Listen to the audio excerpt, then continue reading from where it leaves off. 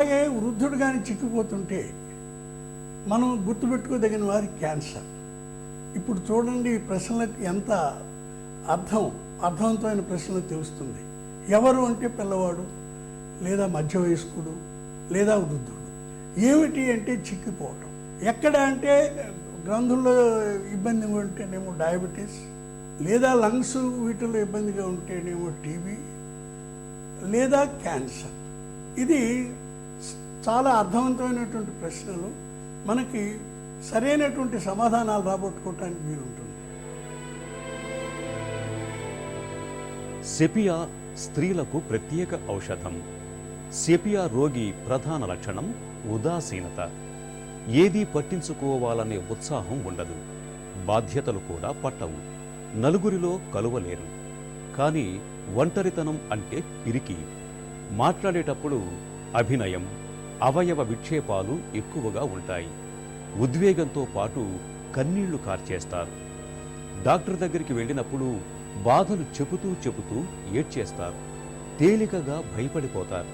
తనకేదో నయం కాని వ్యాధి ఉందేమోనని ఆందోళన పడుతుంటారు. ఇలాంటి లక్షణాలు కనిపిస్తున్నప్పుడు సెపియా ఔషధాన్ని ఎంపిక చేసుకుని వాడుకుంటే మంచి ఫలితం ఉంటుంది.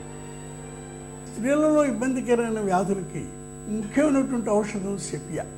సెపియాలో ఏమిటి అంటే స్త్రీలకు సంసార భారం ఎక్కువ కావచ్చు. ఈ రోజుల్లో కొత్త విశేషం కూడా ఉంది, ఉద్యోగ భారం కూడా ఎక్కువ కావచ్చు. సంసార భారం, ఉద్యోగ భారం నెత్తి మీద ఎక్కువగా పడేటప్పటికి వాళ్ళకి రెండు తట్టుకోలేక తెగమక పడుతూ ఉంటారు. వాళ్ళకి కొన్ని ప్రత్యేకమైన బాధలు ఉన్నాయి. కుటుంబ భారం, ఉద్యోగ భారం, ఈ భారంతో ఒక రకంగా ఆలోచనలు కూడా మందగించిపోతాయి, ఆవేశం మందగించిపోతుంది. సంసారం అంటేనే ఇష్టం లేకుండా పోతుంది. పిల్లలు ఉన్నారు, పిల్లలను చూసుకోవాలంటే కూడా మనసు పుట్టదు. ఆఖరికి లైంగిక సుఖాన్ని కూడా భర్తతో అనుభవించడానికి ఇష్టం ఉండదు.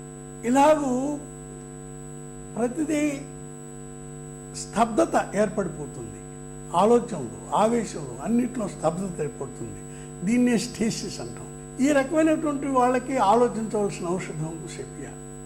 తర్వాత దిగజారిపోయినట్లు అవుతుంది వాళ్ళది, మనస్సు దిగజారిపోతుంది. తర్వాత అవయవాలు కూడా దిగజారిపోతాయి. అవయవాలు దిగజారిపోవటం అంటే యూట్రస్ జారిపోతుంది. తర్వాత ఈ సర్క్యులేషన్లో కూడా ఇబ్బంది వచ్చేస్తుంది. బ్లాడర్లో ఇబ్బంది వస్తుంది. యూరినరీ బ్లాడర్లో ఇబ్బంది అంటే ఒక్క ఉదాహరణ చెప్తాను. పండుకోగానే వితిన్ ఫస్ట్ 1 hour మూత్ర విసర్జన జరుగుతుంది. తర్వాత సర్క్యులేషన్లో ఇబ్బంది అనేటప్పటికి పైల్స్, మలబద్ధకం ఇవన్నీ వస్తాయి. తర్వాత వీళ్ళకు ఈ జిగురు పొరలు కూడా డ్రైనెస్ వస్తుంది. అంటే ఈ వెజైనా ఉందనుకోండి, మానవం పొడారిపోతుంది. అందువల్ల సంభోగం కూడా చాలా బాధ అనిపిస్తుంది. వాళ్ళకి మిస్క్యారేజెస్ ఉన్నాయనుకోండి, ఎక్కువగా 6వ నెల 7వ నెల కాగానే గర్భస్రావం జరుగుతూ ఉంటుంది.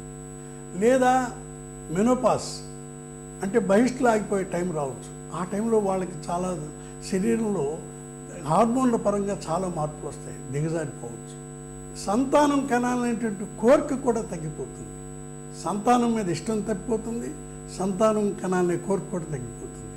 హార్మోనల్ పరంగా సెపియా ఎక్కువ ఉపయోగం కాబట్టి ప్రీ మెన్స్ట్రువల్ సిండ్రోమ్ అంటే మెన్సెస్ రాబోయే ముందు వచ్చే బాధలకు, ప్రత్యేకంగా ప్రతి స్త్రీలో వచ్చే బాధలకు సెపియా తప్ప గుర్తుపెట్టుకోవాలి.